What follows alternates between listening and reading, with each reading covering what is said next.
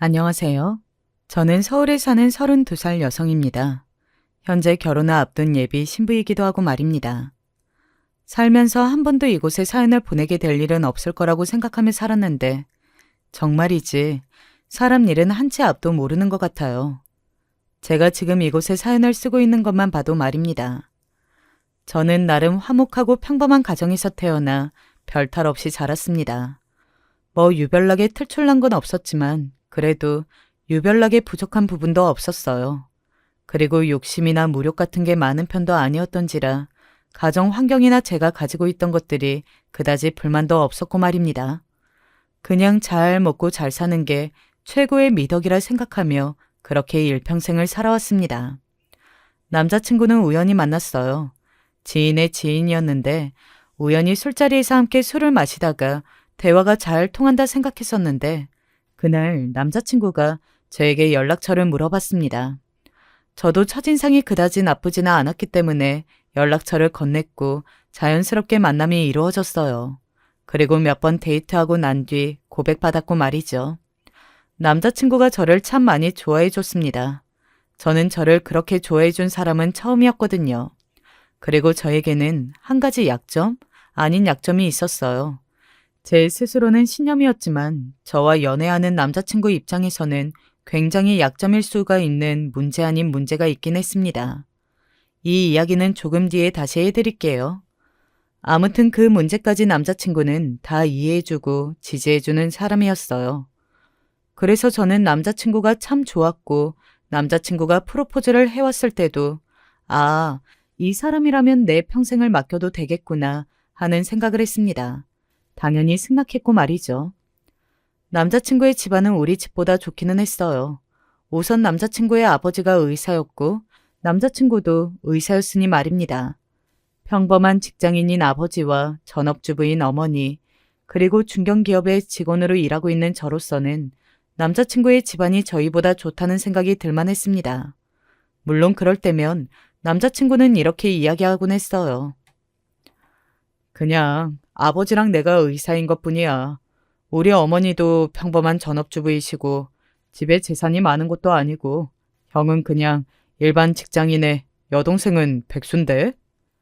라며 저를 달래듯 이야기했지만 말입니다. 남자친구 어머니와 저의 만남은 일반적이진 않았어요. 남자친구는 자신의 어머니에게 결혼을 전제로 만나는 여자가 있다고 이야기했고 남자친구의 어머니는 당장 저를 소개해달라고 매일 재촉하셨다고 하더군요. 저는 사실 정식적으로 결혼 이야기가 오고 가는 중도 아니었고 또 자꾸 저를 보고 싶다고 난리시라는 그 반응에 어딘가 부담스럽기도 해서 내키지 않았던 게 사실입니다. 하지만 남자친구와 결국에는 결혼하게 될 거라면 언젠가 한 번쯤은 통과해야 하는 관문 같은 걸로 생각했어요. 그래서 고민 끝에 함께 식사하기로 했습니다. 어머니가 이것저것 물어봐도 며느리가 될 사람에 대한 호기심 정도로 생각해줬으면 좋겠어. 나에게도 늘 질문이 많으신 분이라. 첫 만남을 하기 전에 남자친구가 미리 그렇게 이야기해서 마음의 준비를 하고 갔지만 그럼에도 불구하고 남자친구의 어머니는 조금 유난스럽다는 생각이 들기는 했어요. 집안 분위기 같은 것들도 꼬치꼬치 캐물으셨으니까 말입니다. 집안 분위기는 개방적인 편이에요? 아니면 보수적인 편이에요? 딱히 그런 거에 대해서 생각해 본 적이 없어요. 제 그 대답에 남자친구의 어머니는 살짝 인상을 찌푸리더니 이렇게 이야기하더군요. 딸을 막 엄하게 키우시진 않았나 보네. 그게 단점은 아니잖아요. 저희 집은 엄청나게 개방적이거나 보수적이거나 그런 게 없이 그냥 보통 다른 집과 비슷했습니다. 딱히 유난스럽지도 않으셨고 그렇다고 막 방목해서 니들 마음대로 살아라 이러신 것도 아니었고요. 당시에는 왜 그런 질문을 하시는지 궁금했었는데 지나고 보니 왜 그런 질문을 했는지 이제는 다 알겠지만 말입니다. 그리고 남자친구의 어머니와는 몇 번의 만남이 더 있었어요. 서로 어느 정도 편해졌다고 생각했지만 때때로 뭔가 굉장히 이상하다는 생각이 들기는 했습니다. 보통 아무리 친구들에게 물어봐도 이런 예비 시어머니는 처음 본다고 입을 모아 말할 만큼 말입니다. 우선 남자친구의 어머니는 저의 모든 것에 관심이 많아도 너무 많으셨어요. 정말 사소한 것까지 모조리 다 말입니다. 특히 주변에 남자 사람 친구나 지인들이 얼마나 있는지를 자주 캐물으시곤 했습니다. 회사의 동기들은 남자들이 많니? 성비는 반반인 것 같아요. 친하게 지내면서 자주 어울리니? 보통 동기들끼리는 친하게 지낸다고들 하던데. 저희 회사는 딱히 회식도 없고 엄청나게 큰 대기업도 아니라서 동기들끼리 그렇게 막 끈끈하거나 하지는 않은 것 같아요. 다들 다른 부서고. 처음에는 그런 걸 왜 물어보나 했거든요. 그런데 친구들이 그러더군요. 그거 어디서 막 회사에서 불륜 있고 바람 많이 난다는 이야기 듣고 물어보는 거 아니야? 에이, 설마. 아니야. 요즘 텔레비전이나 인터넷 같은 곳에서도 오피스 와이프니 뭐니 하면서 불륜 아닌 불륜 많다. 이런 이야기로 엄청 화제잖아. 그런 거 어디서 보시고 너한테 물어보시는 것 같은데? 아직 결혼도 안 했는데? 그리고 설사 결혼을 했다고 해도 그런 것까지 간섭한다고? 그니까 잘 알아보고 결혼해라. 너 유난인 예비 시어머니한테 걸린 것 같다. 그래. 나중에 나처럼 이혼하지 말고. 처음에는 친구들이 조금 도를 넘는 거 아닌가 하는 생각을 했었습니다. 하지만 남자친구의 어머니는 점점 더 그런 것들을 선을 넘어 물어오기 시작했어요. 사수는 남자니 여자니? 회사에서 회식은 자주 하니? 제일 친한 동료는 어떤 사람이니? 그래서 제가 한 번은 되물었던 것 같아요. 그런데 어머니는 제 회사 동료들이나 친구에 대해서 왜 그렇게 궁금해하세요? 제 그 질문에 남자친구의 어머니는 인상을 살짝 찌푸리는 듯 보였지만 이내 웃으며 그게 뭐가 문제냐는 듯 물어오더군요. 그냥 그런 거 궁금할 수도 있지 않니? 물론 궁금해하실 수는 있는데 저나 저희 집보다도 더 궁금해하시는 것 같아서요. 실제로 그랬습니다. 보통은 며느리가 될 사람이 자라온 환경이나 성격, 그리고 그 집안 같은 걸 더 궁금해하잖아요. 물론 남자친구의 어머니는 그것들도 매우 궁금해하시긴 했지만 그것보다 저의 인간관계에 대해서 더 궁금해하셨어요. 그게 너무 이상했습니다. 남자친구에게도 이야기했던 적이 있어요. 왜 자기 어머니는 나보다 내 인간관계를 더 궁금해하시는 거지? 원래 주변 사람들 보면 그 사람의 성품을 알 수 있다고 하잖아. 그래서 그러신 게 아닐까? 남자친구의 말은 그 자체로 맞는 말이긴 했습니다. 하지만 남자친구의 어머니는 그게 아니었기 때문에 제가 이상함을 느끼는 거였어요. 아니, 그게 아니라 내 주변 사람들 중에서도 남자에 대해서 집중적으로 궁금해 하신다니까? 남자 사람 친구는 많은지, 동기 중에 남자는 있는지, 사수는 남자인지 여자인지, 그래서 대답하면 그 남자들이랑 얼마나 친하게 지내는지, 어떤 사람들인지 그런 걸 물으셔. 나 솔직히 가끔 기분 이상해. 제 그 말에 남자친구는 뭔가 생각하는 듯 고민하는 표정을 지었습니다. 분명 뭔가가 있는 얼굴이었어요. 그래서 제가 남자친구에게 재촉하듯 물었습니다. 솔직히 기분이 좋지도 않고 자기랑 결혼할 거면 이 문제는 짚고 넘어가야 한다고 생각해. 이유가 있으면 솔직하게 다 이야기해 줬으면 좋겠어. 제 그 말에 남자친구는 잠시 고민하더니 자신의 어머니가 왜 그러시는지에 대한 이야기를 해주기 시작했습니다. 뭐 이해되지 않은 이유는 아니었어요. 우리 형 이혼했다는 건 알지? 남자친구는 형이 있었는데 이혼했다고 들었었거든요. 그래서 그건 알고 있는 사실이긴 했습니다. 물론 왜 이혼을 했는지는 몰랐지만 말입니다. 형수가 바람이 나서 이혼한 거거든. 직장 동료랑. 그래서 그 트라우마가 있으실 거야. 그때 엄청나게 마음고생을 많이 하셨거든. 그 이야기를 들으니 뭔가 마음이 약해지기도 했어요. 얼마나 트라우마가 되었고 마음고생이 심했으면 이렇게까지 하나 싶은 마음도 들었고 말입니다. 그래서 최대한 성심성의껏 대답해 드려야겠다 생각을 고쳐먹었던 것 같아요. 하지만 점점 심해지는 저에 대한 남자친구의 어머니의 집착은 그 이유만으로 설명이 되지 않았습니다. 왜 이렇게 전화를 안 받니? 회의 중이었어요. 이 시간에? 아직 회사란 말이니? 네, 요즘 바쁜 시기라 야근이 잦아서 오빠도 자주 못 보거든요. 그러니까 지금 회사란 말이지? 정말 소름이 끼쳤던 건 그 통화 이후 저희 회사에 찾아오셨다는 겁니다. 저는 단 한 번도 제가 다니는 회사가 어디 있는지 이야기해드린 적이 없거든요. 물론 무슨 회사인지 알고 계셨기 때문에 검색만 하면 바로 나왔을 테지만 제가 한 이야기를 믿지 못하고 검색까지 해서 회사로 찾아왔다는 것 자체가 저에게는 약간 공포스럽게 다가왔어요. 영은 씨, 1층 로비에서 영은 씨 남자친구 어머니라는 분이 영은 씨를 찾는데? 같은 팀 직원이 그렇게 이야기해왔을 때의 그 충격이 아직도 생생히 기억납니다.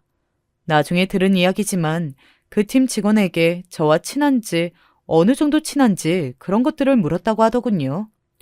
당시에는 제가 혹시나 기분 나빠할까봐 이야기하지 않았다고 하더라고요. 회사에는 왜? 제가 굉장히 꺼림직한 얼굴로 1층에 내려가 남자친구의 어머니에게 말했습니다. 그러니 이 앞에서 급하게 사온 것 같은 빵과 음료수를 건네더군요. 누가 봐도 목적은 저에게 간식을 전달해 주려던 게 아닌 게 뻔히 보였는데 말입니다. 며느리 될 아기가 일을 열심히 한다는데 응원해 주러 왔지. 자, 이거 받아라. 이런 예비 시어머니 너 어디 가도 못 찾는다. 그래놓고 괜히 민망했던 건지 아니면 저를 의심했던 자신의 마음을 들키고 싶지 않았던 건지 웃으며 그렇게 이야기하더군요. 저는 그날 처음으로 내가 저 사람을 시어머니로 맞아야 한다는 현실에 고민이 깊어졌던 것 같습니다. 그런 제 고민이 나날이 깊어지는 줄도 모르고 남자친구의 어머니의 간섭은 점점 더 심해져만 갔어요. 너 요즘 왜 연락 안 하니? 회사에 바쁜 일이 끝나긴 했지만 남자친구의 어머니와 연락하는 것 자체가 숨이 막힐 듯 갑갑했고 마음이 무거웠던지라 연락하지 않았고 부재중 전화가 와 있어도 굳이 다시 전화를 걸지 않았었거든요. 회사 일이 정신없어서요. 그래도 가족들 사이인데 시간이 안 나도 만들어서라도 얼굴은 봐야 하지 않겠니? 그렇게 몇 번의 재촉 끝에 만나게 된 날 첫 번째 사건 아닌 사건이 터졌습니다. 영은이 너 나랑 다음에 어디 좀 같이 가자. 어디를요? 내가 친구한테 용하다는 점집을 소개받았는데 거기 가면 결혼을 언제쯤 하는 게 좋을지 궁합은 좋은지 아닌지 이런 거 귀신같이 다 알려준다더구나. 내 친구 며느리 언제 임신하는 것까지 다 이야기해줬다지 뭐니? 사실 저는 점 같은 건 전혀 믿지 않았거든요. 믿지 않은 걸 떠나 싫어했습니다. 그 이유는 명확했는데 제가 독실한 기독교 신자였거든요. 남자친구도 남자친구의 어머니도 그 사실을 다 알고 있었고 말입니다. 저는 그런 거 안 믿어서요. 그래도 그게 아니야. 다들 그렇게 용하다고 하는 데는 이유가 있다니까. 한번 같이 가자. 솔직히 정말 싫었습니다. 거기 가서 또 무슨 말을 들으면 저한테 이거 해라 저거 해라 간섭하며 이야기할 게 더 싫었어요. 점집에 가는 것보다 그거 생각하면 더 머리가 아파져 왔고 말입니다.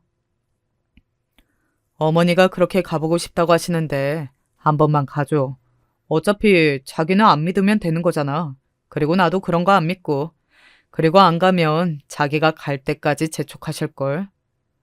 사실 다른 것보다 그게 귀찮아서 그러겠다고 했어요.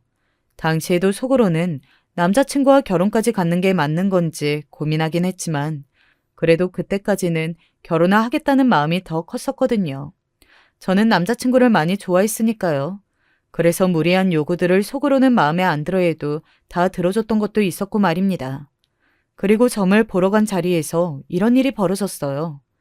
제 상식으로는 도저히 이해도 납득도 되지 않는 일인데 여러분의 생각은 어떠실지 궁금하네요. 얼굴에 도화살이 있네 그려? 도화살이면 이성한테 인기가 아주 많겠어. 점쟁이의 그 말에 남자친구의 어머니는 물론 제 인상도 확 찌푸려졌습니다.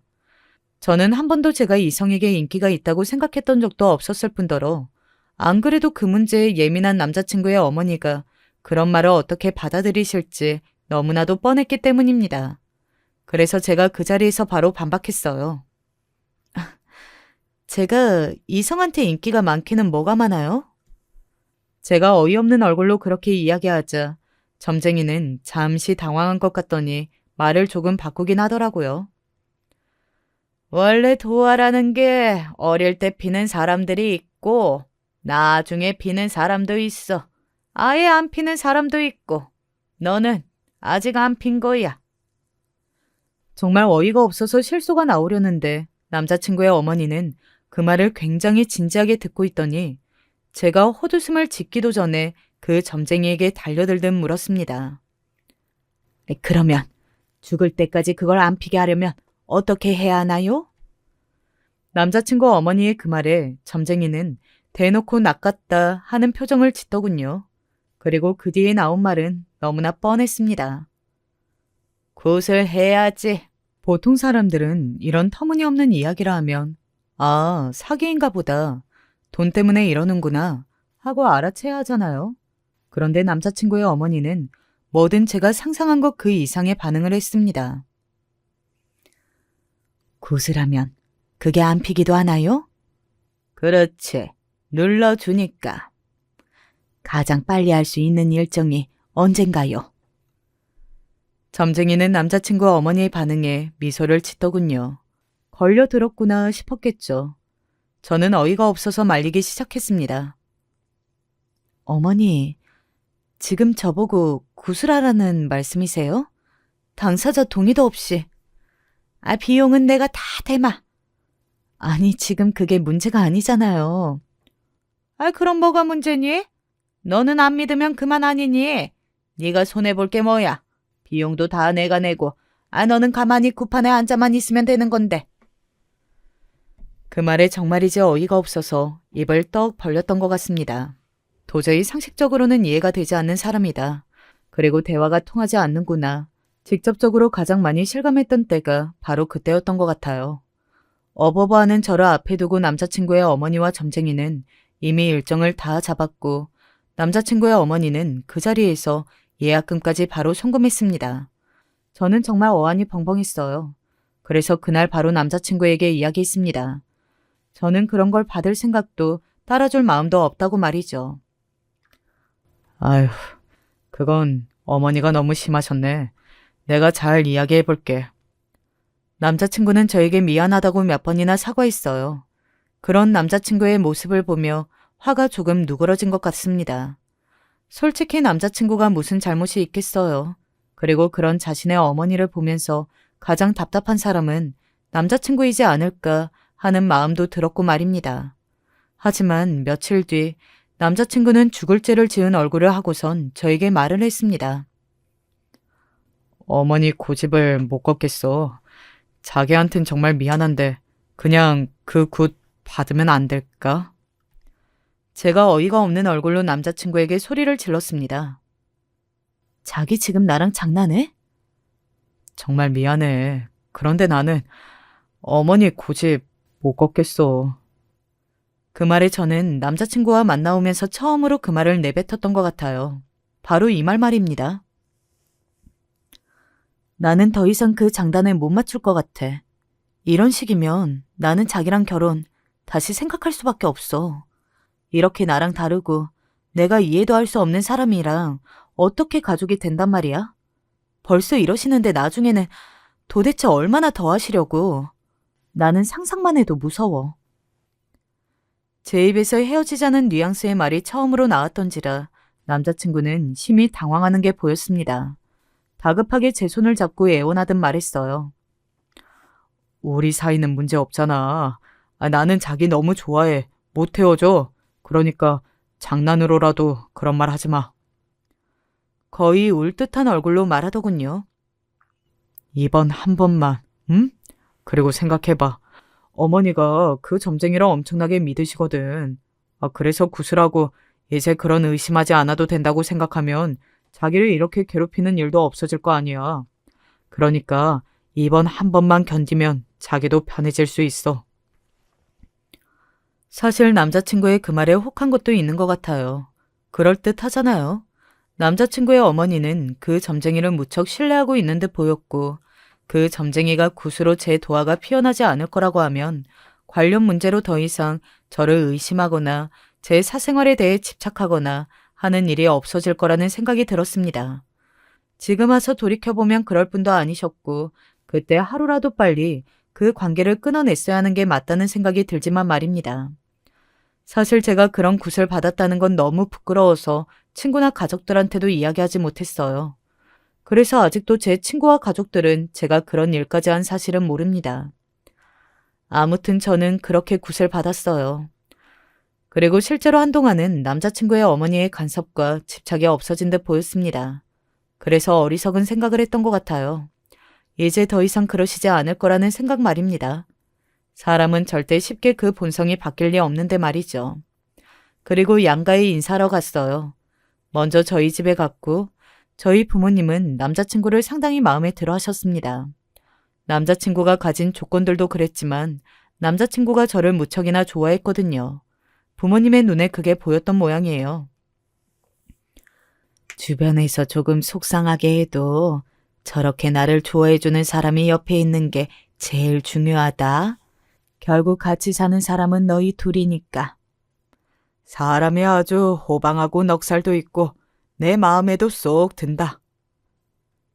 처음에는 남자친구의 어머니의 유난스러움을 제가 조금 이야기했던지라 남자친구를 마음에 들어하지 않을 준비를 하고 계셨던 저희 부모님마저 남자친구는 한 방에 돌아서게 만들었어요.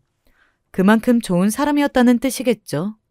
그리고 저는 솔직히 말하면 물론 남자친구의 어머니가 이래저래 속상하게 하는 일들이 많았지만 어느 정도는 감수해야 하지 않나 하는 생각을 했던 것 같습니다. 보이는 조건들이 제가 더 떨어지는 건 객관적인 사실이니 말이죠. 사실 둘이 함께 좋아서 하는 결혼에 그런 걸로 누군가가 강자고 누군가가 약자고 그런 생각을 하면 안 되지만 자연스럽게 그런 생각이 들 수밖에 없는 것 또한 현실이잖아요. 그래서 어느 정도는 내가 양보해야 하는 것도 있겠지 하는 생각을 했던 것 같아요. 그리고 직장 동료들의 반응도 제 어깨를 으쓱하게 만들었고 말입니다.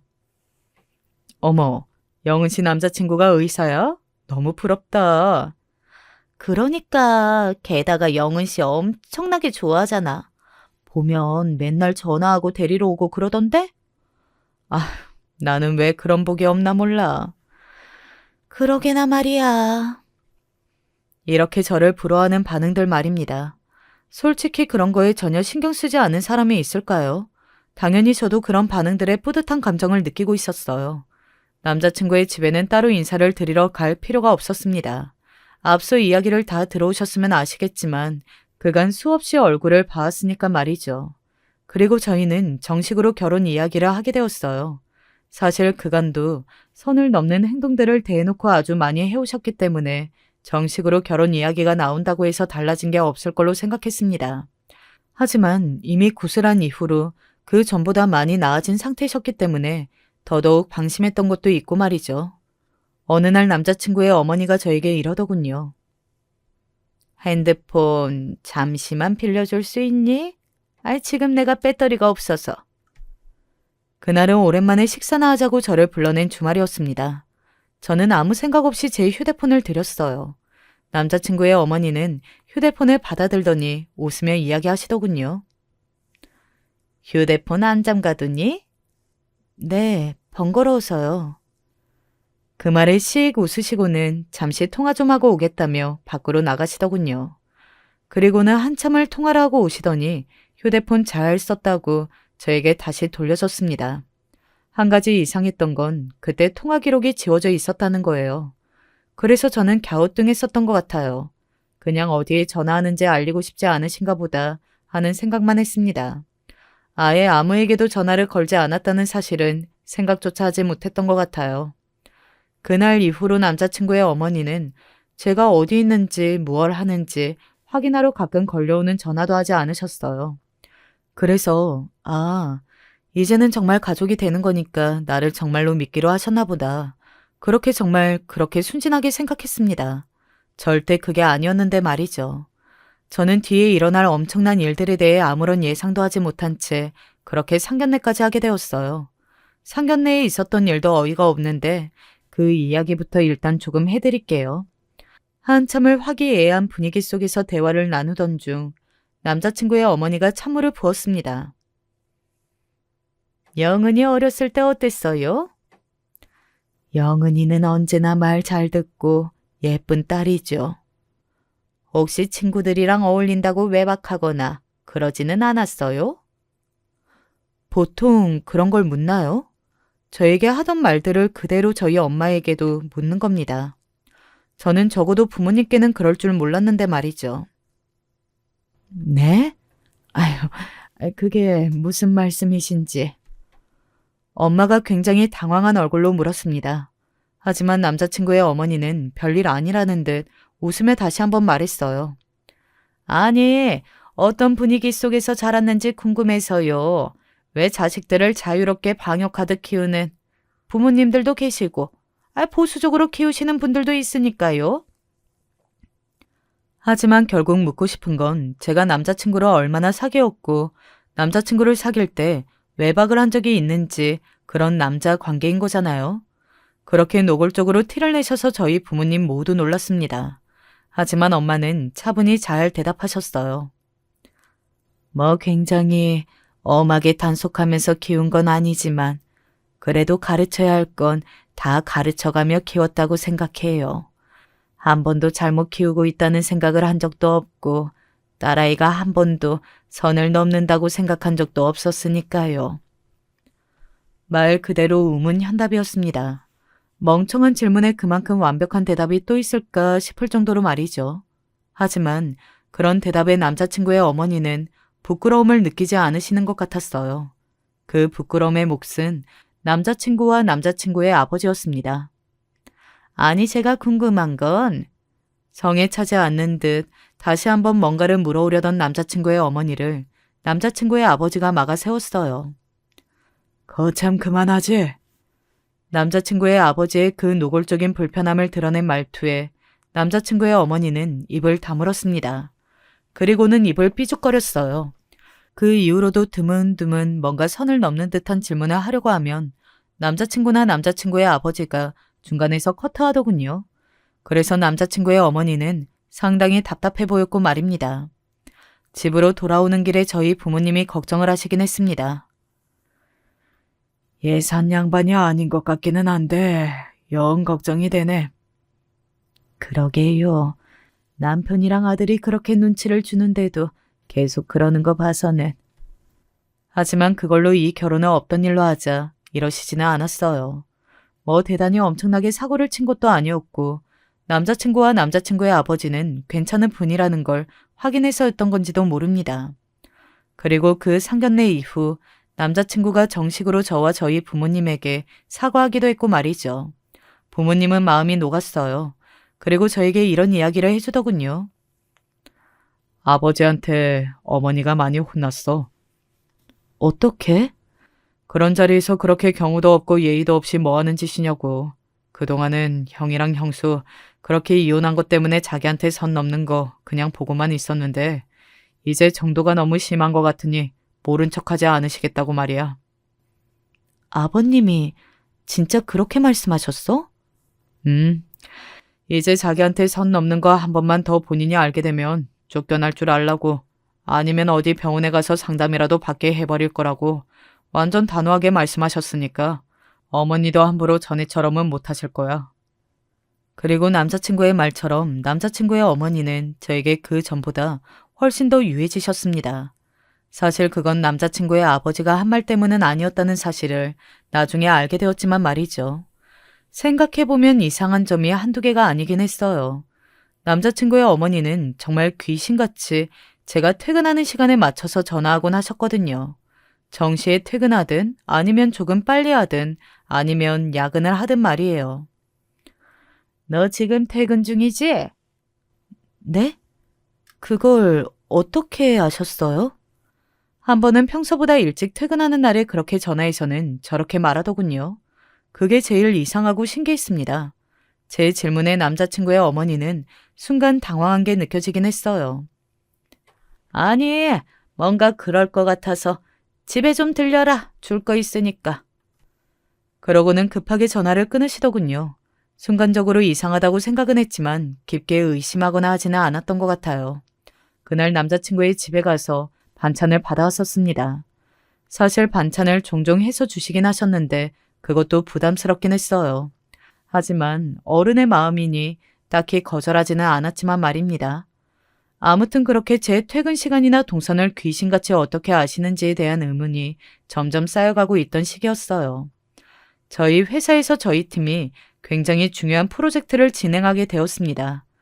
그런데 직장 다니시는 분들은 아시겠지만 그런 프로젝트를 진행할 때 회사뿐만 아니라 팀들끼리 따로 숙소를 잡아서 종일 회의하며 일을 하는 일도 있거든요.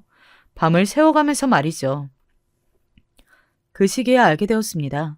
남자친구의 어머니가 어떻게 그렇게 제 동선을 꿰듯 알고 계셨는지 말이죠. 그리고 그 소름 끼치는 사건 때문에 저는 결국 이 결혼을 하지 못하겠다고 생각하게 되었고 말입니다. 그럼 지금부터 그 사건에 대해 이야기해 드릴게요. 남자친구는 알고 있었어요. 제가 그날 팀 직원들과 다 같이 호텔에서 밤을 새운다는 사실을 말입니다. 그래서 열심히 하라고 응원차 중간에 간식도 사다 넣어줬어요. 팀 사람들은 다들 부러워했고 저는 어깨가 또다시 으쓱한 그런 기분 좋은 하루였습니다. 물론 일에 굉장히 지쳐있긴 했지만 말이죠. 그런데 호텔에 도착했을 무렵 남자친구의 어머니에게 전화가 왔어요. 너 어디니? 저 지금 팀 직원들이랑 일하고 있어요. 회사라는 말이니? 남자친구 어머니의 말투는 어딘가 굉장히 싸늘했습니다. 하지만 별다른 생각을 하지는 못했어요. 일단 저는 잘못한 게 하나도 없으니까 말입니다. 회사는 아니고... 제 말이 떨어지기 무섭게 남자친구의 어머니는 엄청나게 갈라지는 큰 목소리로 소리를 꽥 하고 질렀습니다. 그 소리가 어찌나 큰지 제가 순간적으로 휴대폰을 귀에서 잠시 떨어뜨려 둘 정도였으니 말입니다. 너는 이런 호텔에서 하니? 라고 말이죠. 순간 온몸에 소름이 쫙 타고 돋았던 것 같아요. 제가 호텔에 있는 건 어떻게 하셨어요? 제가 굉장히 당황한 목소리로 낮게 말했습니다. 지금 그게 중요하니? 네, 저는 중요합니다. 제가 딱딱하게 그렇게 이야기하자 남자친구의 어머니는 그제야 조금 당황한 것처럼 보였어요.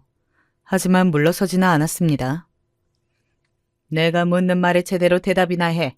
너는 일을 호텔에서 하니? 네, 호텔에서 합니다. 그걸 지금 나더러 믿으라는 거니? 못 믿으시겠거든 오빠한테 전화해서 확인해 보세요. 오빠는 지금 제가 어디서 뭘 하는지 다 알고 있으니까 기분이 너무 나빠서 저는 끊겠습니다. 그러고는 바로 전화를 끊었어요. 처음에는 소름이 끼쳤고 그 다음에는 말로 차마 형용할 수 없는 분노가 치솟았습니다. 그리고는 그동안 의심만 했지 확신할 수 없었던 일에 대한 확신이 생겼어요. 바로 내 폰에 위치 추적 어플을 설치해뒀구나 하는 사실 말입니다. 그리고 찾아보니 구석에 처음 보는 위치 추적 어플이 설치되어 있더군요. 당연히 연동된 번호는 남자친구의 어머니였고 말입니다. 남자친구의 어머니는 저번에 제 휴대전화를 빌려갔을 때 위치 추적 어플을 깔아두고 실시간으로 제가 어디를 가는지 다 보고 있었던 겁니다. 그러니 귀신같이 제 퇴근 시간이나 제가 어디 있는지를 대충 다 알고 있었던 거였고 말입니다. 그 모든 걸 확인한 순간 치밀어 오르는 분노에 어찌할 바를 모르겠더군요. 그 뒤에 남자친구의 어머니에게서 다시 한번 전화가 걸려왔지만 받지 않았어요. 아마 연동이 끊긴 것도 확인했을 거라는 생각이 들었습니다. 저에게 들켰다는 사실을 알면서도 끊임없이 이런 문자를 보내더군요. 당당하면 앱은 왜 지우니? 어? 화도 났고 소름도 돋았지만 무서웠습니다. 이런 집착은 그것도 남자친구 어머니에게서 이런 집착을 받을 거라고는 단 한 번도 생각해 본 적이 없었거든요. 그날은 남자친구의 어머니가 남자친구에게 전화해 사실관계를 다 확인한 듯 보였어요. 그 과정에서 남자친구도 제가 어디 갔는지 아는 자신의 어머니에 대한 의문을 품었고 제 휴대폰에 그런 어플을 설치해 두었다는 사실을 알게 되었습니다. 다음날 퇴근길에 남자친구가 회사 앞으로 찾아왔어요. 당시에 남자친구는 병원 일이 굉장히 바빠서 얼굴을 자주 보지 못했었는데 굉장히 다급한 모습으로 저를 찾아왔었습니다. 진짜 미안해. 나도 우리 어머니가 그 정도일 줄은 꿈에도 상상 못했어. 어느 누가 상상을 할 수 있었을까요? 예비 며느리를 감시하기 위해 예비 며느리 휴대폰에 위치 추적 어플을 설치하는 예비 시어머니를 말입니다. 나 정말로 이 결혼 진지하게 다시 생각해 봐야 할 것 같아. 찾으러 온 남자친구를 향해 그렇게 말했습니다. 남자친구는 본인도 뭐라 할 말이 없어 보이긴 했어요. 자신이 생각해도 자신의 어머니가 너무 세게 선을 넘은 게 맞기 때문이었겠죠. 당장 헤어지자고 할 줄 알고 긴장하면서 왔는데 그래도 생각해봐 주겠다고 해서 정말 고마워. 이런 식이면 나는 어머니와 연락 안 하고 살 수도 있으니까 그 부분도 고려해서 결정을 내려줘. 나는 자기가 최우선이야. 사실 남자친구의 그 말에 흔들리지 않았다면 그건 거짓말이겠죠. 자신의 어머니와 연을 끊을 생각도 있다고 말하는 남자에게 모질게 할 수도 없었고 말이죠. 그리고 저는 그때까지만 하더라도 아니 사실 이 사연을 쓰는 지금도 남자친구는 정말 많이 사랑합니다. 하지만 그걸 넘어설 만큼 그의 어머니가 저에게 너무 큰 산이긴 하지만 말이죠. 그렇게 남자친구를 돌려보내고 처음으로 부모님께 이 모든 사실을 이야기했습니다. 그간 남자친구의 어머니가 구체적으로 저를 어떻게 감시하고 구속했는지 말입니다. 당연히 두 분 다 기함하셨어요. 어떻게 그럴 수가 있냐고요. 그 정도인지는 정말로 모르셨다고 말이죠. 아무래도 이 결혼 다시 생각하는 게 맞는 것 같다. 아무리 그 사람이 좋다고 해도 시어머니 될 사람이 그 정도인 건 감당이 안 될 것 같긴 해. 아무리 연을 끊겠다고 했어도 그리도 낳아준 어머니인데 그게 쉽겠니? 나도 이 결혼은 아닌 것 같다. 반대하시더군요. 그간은 같이 살 사람이 좋으면 어느 정도는 감내해야 한다던 두 분이 말이죠. 뭐 그만큼 남자친구의 어머니가 선을 세게 넘기는 했지만 말입니다. 남자친구는 자신의 어머니에게 다시는 그러지 말라고 그러면 어머니와 연을 끊을 수밖에 없다는 말까지 했다고 하더라고요. 세상 어떤 여자가 어머니 같은 시어머니가 있는 집에 들어오려고 하겠냐고요. 뭐 남자친구의 어머니는 결과적으로는 그 말에도 꿈쩍하지 않으셨지만 말입니다. 이런 생각이셨어요. 본인이 당당하면 남이 이렇게 간섭하건 집착하건 무슨 상관이야? 당당하지 못하니까 스트레스도 받는 거지. 하고 말입니다. 그런 엄청난 사건 아닌 사건이 있었음에도 불구하고 완전히 남자친구를 놓지 못하고 있던 제가 완전히 남자친구를 놓게 된 사건이 그 뒤에 또 발생하고 맙니다. 이쯤이 되면 이 사연을 들으시는 분들도 징글징글하다 하실 거예요. 그 지경이 될 때까지 놓지 못하고 있던 저도 또 그렇게까지 하는 남자친구의 어머니도 말이죠. 남자친구의 어머니가 회사로 찾아왔습니다. 굉장히 씩씩거리면서 말이죠. 로비에서 저를 찾는다는 말에 내려가지 않으려 했는데 고래고래 소리를 지르시고 있는 중이더라고요. 제 이름을 부르면서 내려오라고 말입니다. 그래서 내려갔어요. 그리고 저는 평생 겪지 못할 수치심을 그날 다 느꼈습니다. 너 이리 와라. 회사까지 찾아오시면 어떡해요? 그러면 네가 내 연락을 받았어야지. 나가서 이야기하세요. 사람들이 다 봐요. 왜 나가야 하는데? 그럼 제가 아버님께 전화를 해야 나가시겠어요? 그 말에 남자친구의 어머니는 한풀 죽긴 했어요. 하지만 회사를 나와서는 제 손을 잡고 무작정 어디론가 끌고 가기 시작했습니다. 저는 업무 중에 내려온 거라 굉장히 당황했어요. 저 일하는 중이에요. 일이고 나발이고 네가 얼마나 더러운 년인지 내 눈으로 직접 확인을 해야겠다. 그런 어마어마한 말을 내뱉으시더군요. 그 순간부터는 굉장한 충격과 수치심으로 그냥 될 대로 되라고 몸을 맡겼던 것 같아요. 이 사태만 끝나면 저 인간을 다시는 볼 일이 없을 거라는 생각 하나로 말이죠. 남자친구의 어머니가 그렇게 저를 끌고 간 곳은 다름 아닌 산부인과였습니다. 예상을 하긴 했지만 예상을 한 것과 실제는 너무 다르더군요. 생각을 했던 부분인데도 엄청난 수치심이 느껴졌습니다. 검사 받아봐. 네가 당당하면 검사를 못 받을 이유도 없지 않니? 눈물이 정말 목 끝까지 차오른 상태로 아무 말 없이 몸을 맡겼어요. 엄청난 수치심과 치욕까지 느껴졌지만 그래도 참았습니다. 이 뒤에 끝낼 것만 생각했던 것 같아요. 뭘 알아보신다는 거죠? 아직 처녀막이 있는데? 의사가 놀라서 되물었어요. 제 나이에 경험이 한 번도 없다는 거에 놀란 듯 보였습니다. 네, 그랬어요. 사연 첫 부분에서 제가 이야기한 남자친구가 이해해주고 있다는 게 제 약점 아닌 약점이 이거였습니다. 계속 말해왔듯 저는 굉장히 독실한 기독교 신자잖아요. 그래서 저는 여태 혼전 순결을 지켜오고 있었거든요. 당연히 지금 남자친구는 물론 그 전에 만났던 사람들과도 관계를 맺은 적이 없었고 말입니다. 에? 그게 진짜인가요? 시어머니도 놀란 듯 되물었습니다. 나중에 알게 된 사실인데 남자친구의 어머니는 또 그 점쟁이의 말을 듣고 저에게 그 난리를 친 거였더라고요. 며느리 대래가 난잡하게 몸을 굴리는 아이이니 그 전에 꼭 검사해보라고 말이죠. 아마 그 점쟁이는 제가 구슬하는 내내 의심의 눈초리로 자신을 바라보며 사기꾼 대하듯 대한 거에 대한 억한 심정을 품은 듯 했습니다. 믿을 수 없다는 얼굴로 의사에게 대묻는 남자친구의 어머니를 보며 제가 이를 꽉 깨물었습니다. 그리고 남자친구의 어머니를 향해 말했어요. 이제 속이 시원하세요? 이 반지가 혼전순결 반지예요. 라고 말하며 제가 낀 반지를 보여줬어요. 남자친구의 어머니가 멈칫하는 게 보였습니다. 그리고 굉장히 당황한 얼굴로 말투로 말하더군요. 내가 미안하다. 그 사기꾼 같은 점쟁이 말을 믿고. 제가 나오는 눈물을 꾹 참으며 헛웃음을 짓자 남자친구의 어머니는 제 손을 잡더군요. 오늘 일은 비밀로 해다오. 응? 그러면 내가 앞으로는 절대 이런 일 없도록 하마. 너도 알다시피 우리 큰애가 그렇게 이혼을 하는 바람에. 저는 제 손을 잡은 남자친구 어머니의 손을 거칠게 뿌리쳤습니다. 그리고 한자 한자 눌러서 단호하게 말했어요. 저 오빠랑 결혼 안 해요.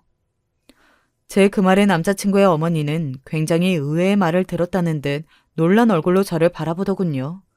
아마 은연중에 제가 조건이 훨씬 딸리니 이런 일을 겪고도 결혼을 모르지는 않을 거라고 생각을 했던 것 같아요. 아무리 그런 일이 있었다고 해도 남에게 이렇게 말도 안 되는 짓을 저지르는 게 용서가 되는 건 아닙니다. 그리고 저는 당신 같은 사람이랑 절대 한 가족이 될 수 없고요. 상식을 벗어난 사람이랑은 상대하면 안 되는 거였는데 제가 너무 오래 참았네요. 남자친구 어머니가 놀라서 다시 제 손을 잡았습니다. 아니 얘야. 저는 그 손을 다시 뿌리쳤고요. 어떻게 당신 같은 분이랑 한 가족이 될 수 있겠어요? 이런 일을 당하고도요? 저는 어머니 얼굴만 봐도 숨이 막히고 통화만 해도 하루 종일 기분이 나빠요. 오빠가 너무 좋은 사람이라 제가 그동안 너무 질질 끌었네요. 저희 결혼 안 합니다. 그러니까 인제 그만 찾아오시고 그만 연락하세요. 다시는 길거리를 다니면서도 마주치는 일이 없었으면 좋겠어요. 제발요. 그렇게 말하고는 돌아서서 그 병원을 나왔습니다. 정말 하염없이 눈물이 나왔어요. 길거리에 주저앉아 엉엉하고 울었던 것 같아요. 수치스럽고 서럽고 화도 나고 굉장히 복합적인 감정이었던 것 같습니다. 그리고 그날 남자친구에게 다 이야기했어요. 오늘 이런 일이 있었고 나는 너와 결혼할 수 없다고 말이죠. 남자친구는 그날도 회사 앞으로 찾아와 저에게 싹싹 빌었습니다. 자신의 엄마와 연을 끊겠다고 헤어지자는 말만은 하지 말아달라고 말이죠. 남자친구가 그렇게 회사까지 찾아와서 빌어준 덕분에 회사에는 저에 대한 소문이 안 좋게 돌지는 않았어요. 예비 시어머니가 될 사람이 회사 로비까지 찾아와서 고래고래 며느리 될 아이를 찾았다고 한다면 보통은 며느리 될 사람에게 잘못이 있다고 생각하고 안 좋은 소문이 돌기 마련이잖아요. 그런데 당장 그날 남자친구가 와서 그렇게 비는 모습을 모두가 보게 되었으니 그런 소문은 막을 수 있었습니다. 하지만 그럼에도 저는 남자친구와 결혼을 하지 않겠다는 마음을 돌릴 생각은 없었어요. 나는 자기 어머니의 이응자만 들어도 소름이 돋고 화가 치밀어 올라서 손이 덜덜 떨려. 어떻게 이런 상태에서 자기랑 결혼해? 아무리 연을 끊고 산다고 해도 평생 안 보고 산다는 걸 나보고 믿으라는 거야? 그래도 자기 가족인데? 아니, 정말 안 봐. 어머니가 달라지기 전까지는 절대 안 볼게. 자기 어머니가 달라져? 오늘만 해도 봐.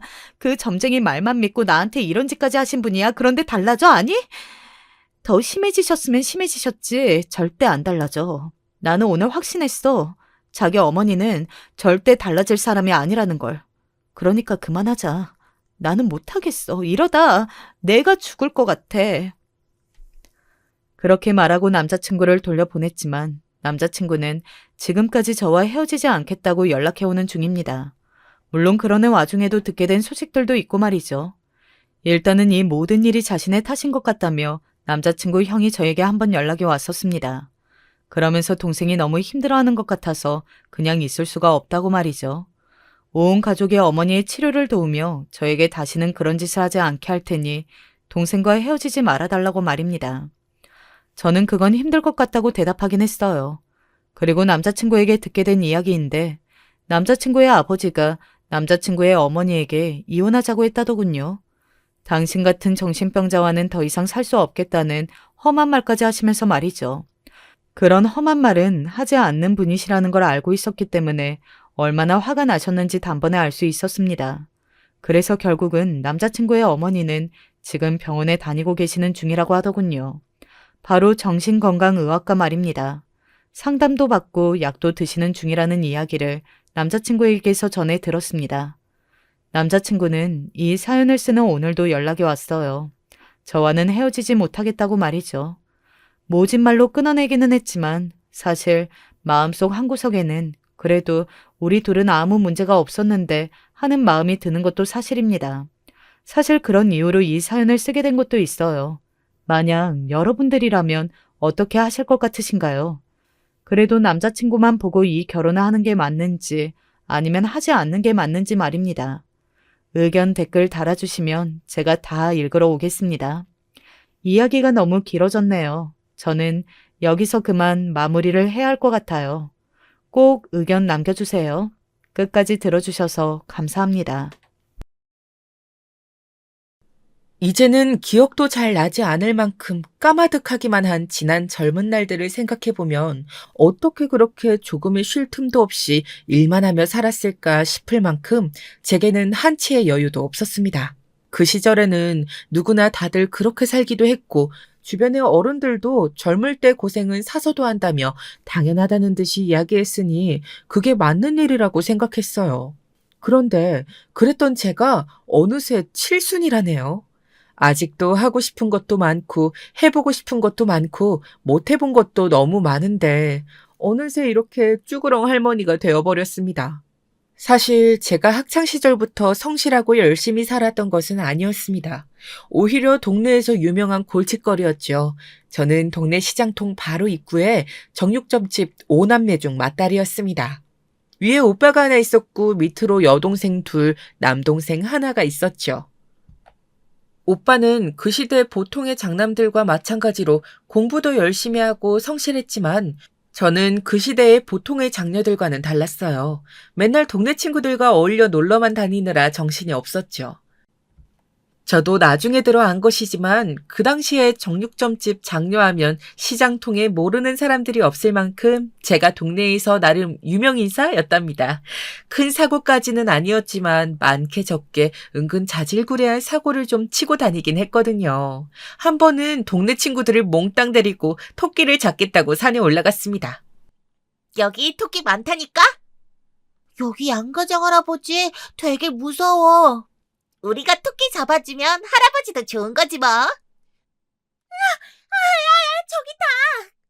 안 돼. 야, 나가지 마. 문 열렸어. 징그러. 그때는 도대체 그런 게 왜 재미있었을까요? 토끼를 잡겠다고 남의 집 양계장에 숨어들었다가 날뛰는 닭들을 보고 놀라 도망치다 양계장 문을 다 열어놓고 나오는 바람에 닭들이 밖으로 뛰쳐나오고 날아가고 한바탕 난리가 났습니다.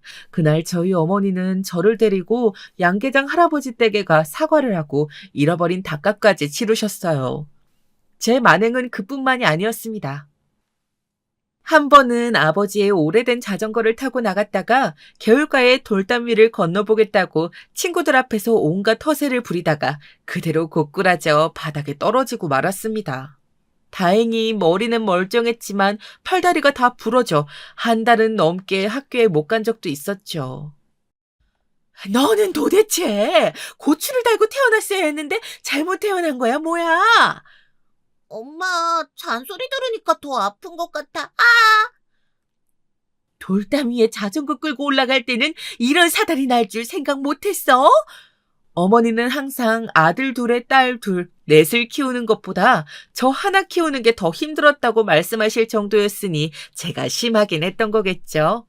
당시에 동네 분들이 보기에도 제가 걱정됐는지 아무래도 제가 다른 아이들보다 몸에 열이 많아 그런 것 같다며 당장 운동을 시켜야 한다고 하셨대요. 안 그러면 열을 주체하지 못해서 또 사고를 치고 다닐 거라면서요. 태권도? 그래, 너희 학교에 태권도부 있다며. 어차피 공부도 안 하는 거 운동이라도 좀 해봐. 엄마는 뜬금없이 학교 태권도부에 저를 집어넣어 버렸습니다. 20명 정도 되는 아이 중 여자아이는 저뿐이었죠.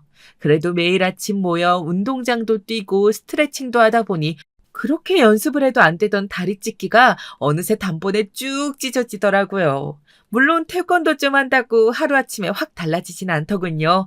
오히려 학교 대표라고 적힌 도복을 입고 다니다 보니 괜한 시비에 휘말려 다른 학교 학생들과 다투는 일까지 생겨버렸고 결국 부모님이 학교에까지 불려오는 일도 있었습니다. 정신 차리라고 운동을 시켜놨더니만 이제는 아예 쌈박질까지 하고 다녀? 걔들이 먼저 시비를 걸었다니까요. 머리끄덩이 네가 먼저 잡았다며. 뭐? 머리끄덩이를 잡아? 꽁꽁언 수도후수나 연탄 찝는 쇠꼬챙이로 맞아본 사람은 저희 집 5남매 중에 제가 유일했습니다. 네, 맞습니다. 제가 사고를 좀 치고 다니긴 했죠. 그러다 제가 아주 정신을 바짝 차리게 된 계기가 있었습니다. 제 고등학교 졸업식을 얼마 남기지 않고 어머니가 갑작스레 돌아가신 거예요. 그 전에 특별히 어디가 안 좋으셨던 것도 아니었는데 정말 어느 날 갑자기 일어나 버린 일이라 가족들 모두가 너무 놀라 정신이 없었어요. 저희 오남매도 오남매였지만 아버지가 가장 많이 힘들어하시는 것 같았죠. 어머니 장례를 치르고 한 달을 가게도 열지 못할 정도로 누워만 계셨으니까요. 당시에 오빠는 군 복무 중이었기 때문에 장례를 마치자마자 부대로 복귀해야 했습니다. 그러다 보니 하루아침에 제가 가장이자 엄마의 역할까지 해야 할 처지가 되어버린 거죠. 어머니를 잃은 건 저도 마찬가지였는데 슬퍼할 겨를도 없이 쌀은 진작에 다 떨어져 있었고 동생들 육성회비 줄 돈도 없었습니다. 그 순간 정신이 번쩍 들더군요. 저는 아버지를 대신해 가게 문을 열었습니다. 전에는 그냥 가게 문만 열고 자리만 차지하고 앉아있기만 해도 절로 고기가 팔리는 줄 알았는데 그게 아니더군요. 제가 할 수 있는 일이라고는 냉장고에 잔뜩 쌓인 썩은 고기들과 묵은 때를 청소하는 것뿐이었습니다. 저는 며칠 더 가게 문을 닫고 정육점 안을 쓸고 닦아냈어요. 청소가 쓸데없는 잡생각을 해치우는 데는 최고였어요. 손이 쉴 틈 없이 바쁘다 보니 마음도 조금은 진정되는 것 같았습니다. 그렇게 새 가게처럼 싹 정리가 끝날 때쯤 아버지가 정육점에 나오셨더라고요. 이걸 혼자 다 한 거야? 한다고 했는데 잘한 건지 모르겠어요. 잘했네. 그 많은 걸 다 어떻게 버리나 했는데. 바짝 마른 얼굴에 애써 미소를 지어 보이시며 제 손을 잡아주신 아버지는 여러 가지의 감정이 교차하시는 것 같았습니다. 우리 딸이 아버지보다 더 낫구나.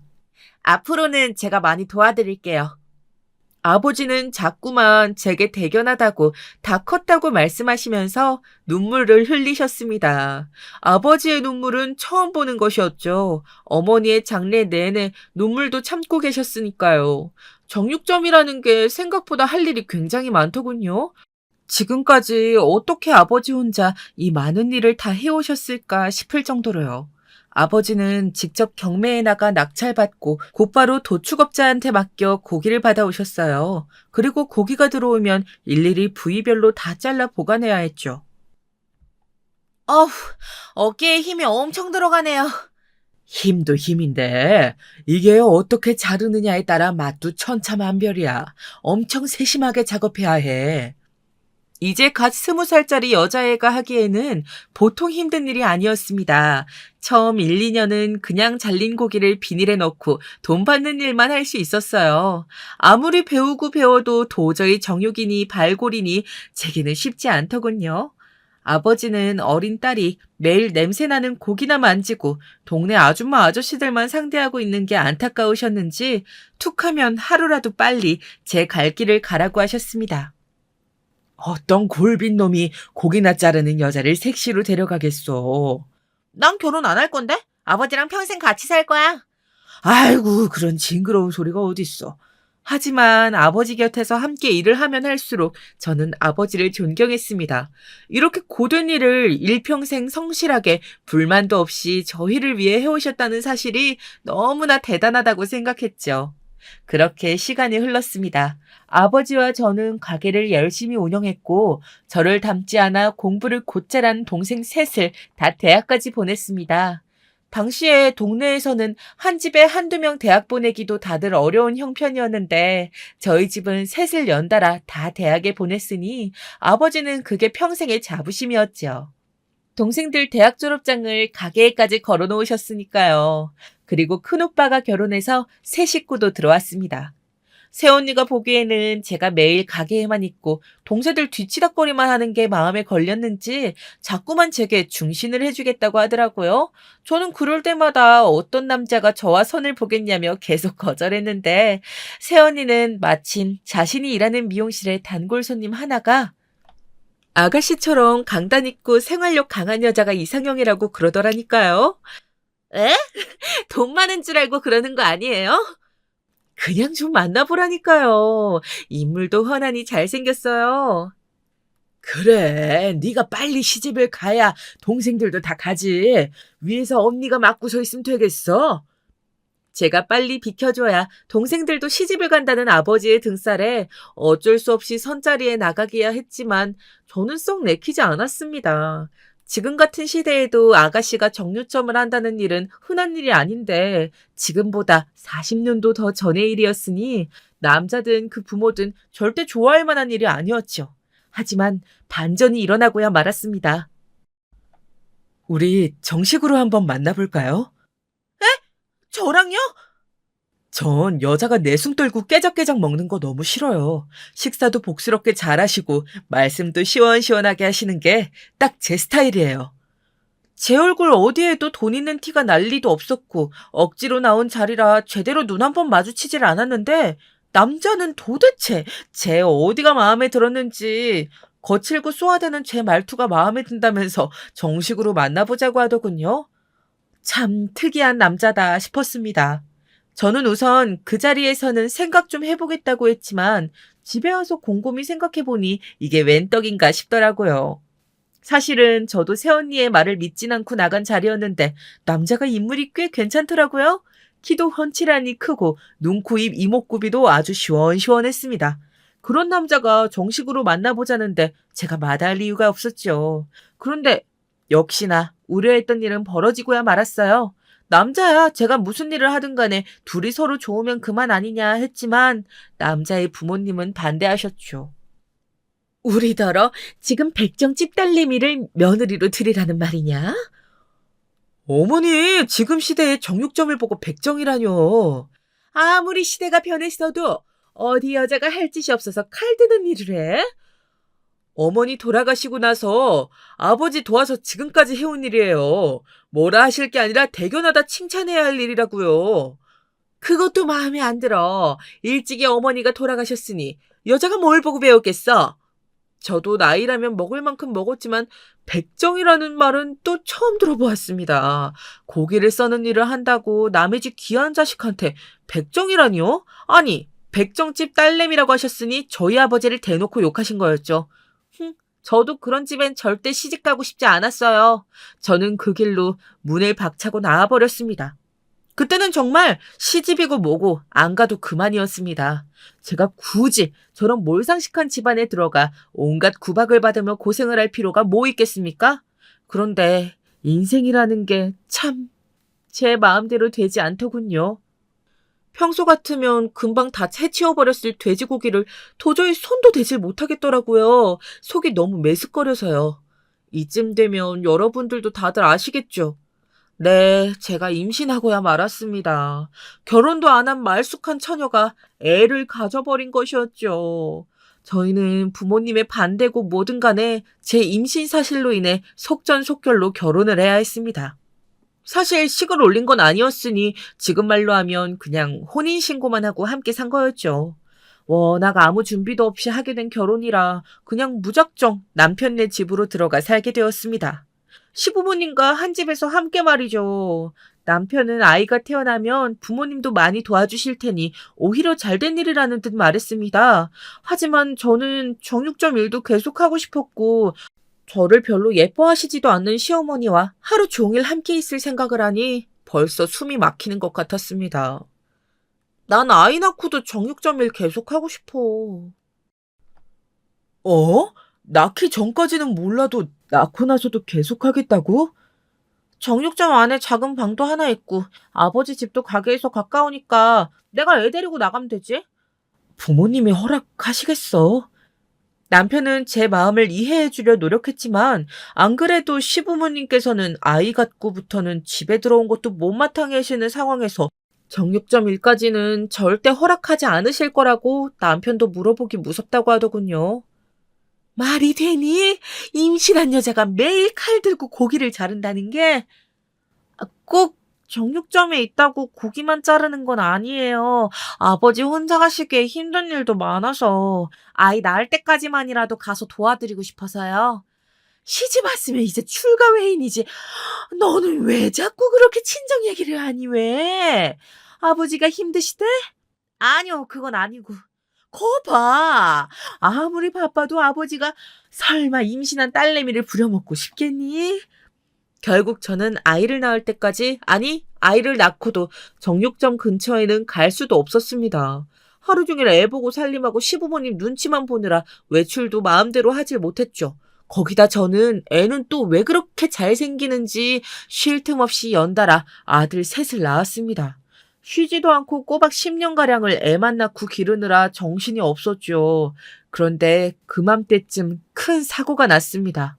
아버지가 운영하시던 정육점이 있던 시장에 큰 불이 난 것이었죠.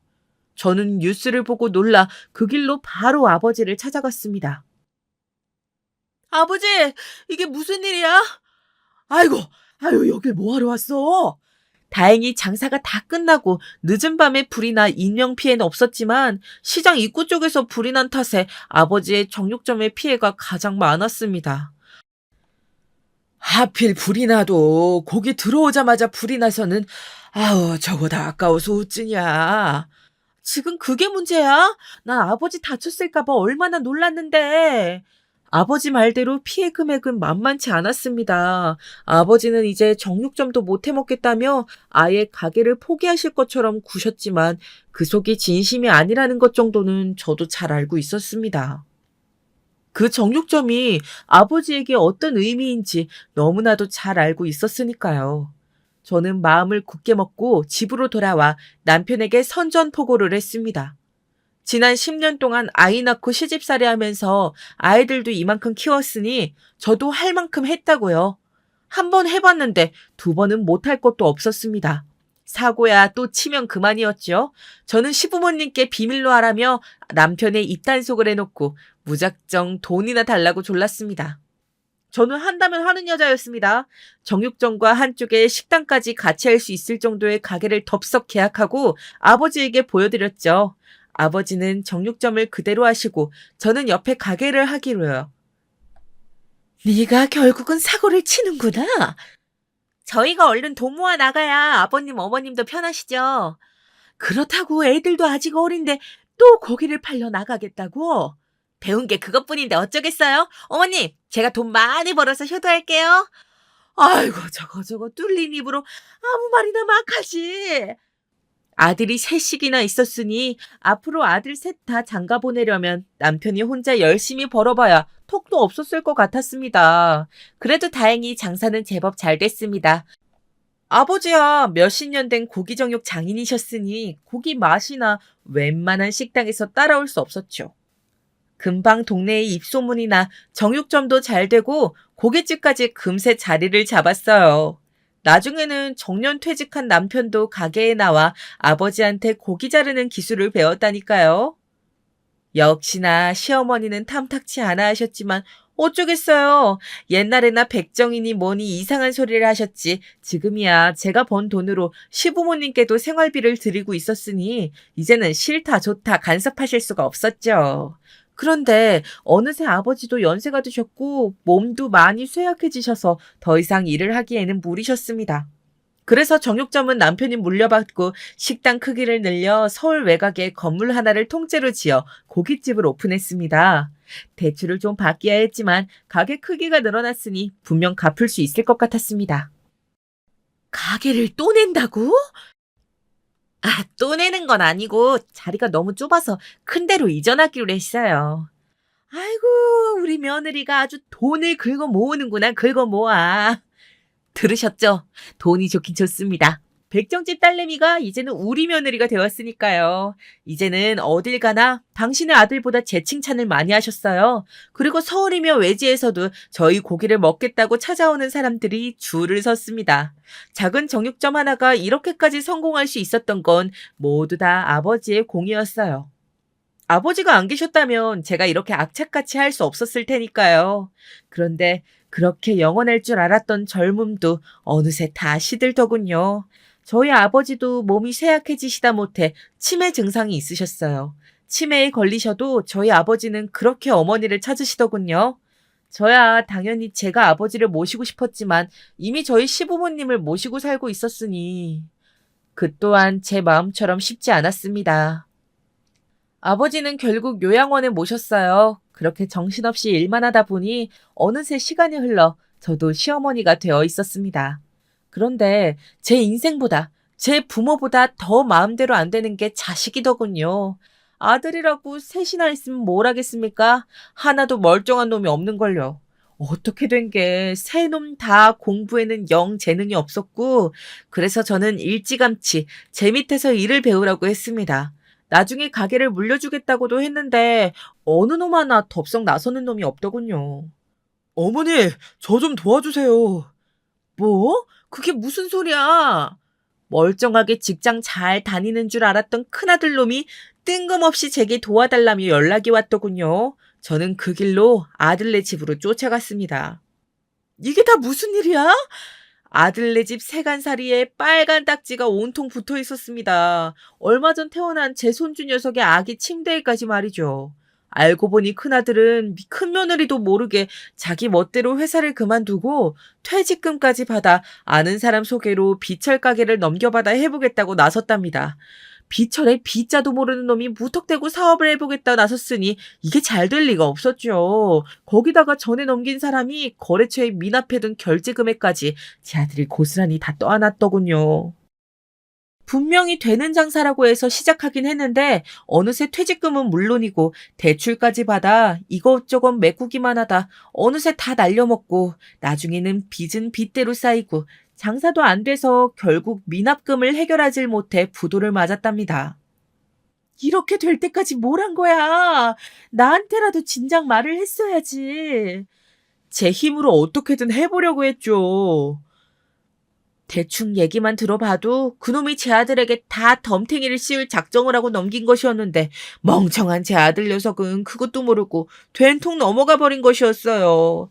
제가 아이들이 어릴 때부터 장사만 하느라 애들 챙길 여력이 없었으니 애들을 도통 살들이 챙기지 못해서 이런 사달이 났다 싶어 속상하더군요. 걱정 마세요. 제가 어떻게든 해결할게요. 네가 해결하긴 뭘 해결해.